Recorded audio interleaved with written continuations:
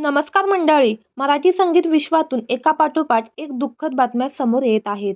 ज्येष्ठ गायिका आशा भोसले यांच्या निधनातून चाहते अजून सावरले देखील नाहीत तोवरच एक वाईट बातमी समोर आली आहे.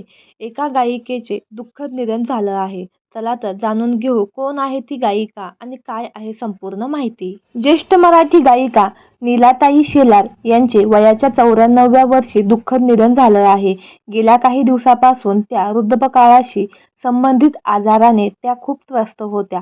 अखेर काल संध्याकाळी त्यांची प्राणज्योत मावळली. त्यांच्या जाण्यामुळे मराठी संगीत विश्वात एक मोठी पोकळी निर्माण झाली आहे. नीलाताई शेलार या संगीत शिक्षिका तसेच गायिका म्हणून ओळखल्या जात होत्या. नीलाताई यांचे गायनाचे पहिले शिक्षण भास्करराव फाटक यांच्याकडेच झाले होते. त्यानंतर तब्बल 22 वर्ष त्यांनी पंडित अच्युत अंबिकर यांच्याकडे शिक्षण घेतले. पंडित अंबिकर हे स्वतः पंडित फिरोज दास्तूर यांचे शिष्य होते. त्यामुळे नीलाताई यांच्या गायनात घराणेशाहीची छाप दिसून येत होती. गायनाबरोबरच त्यांनी अनेक विद्यार्थ्यांना संगीत शिकवले होते. 1960 साली त्यांनी कलायतन नावाची संगीत संस्था स्थापन केली होती.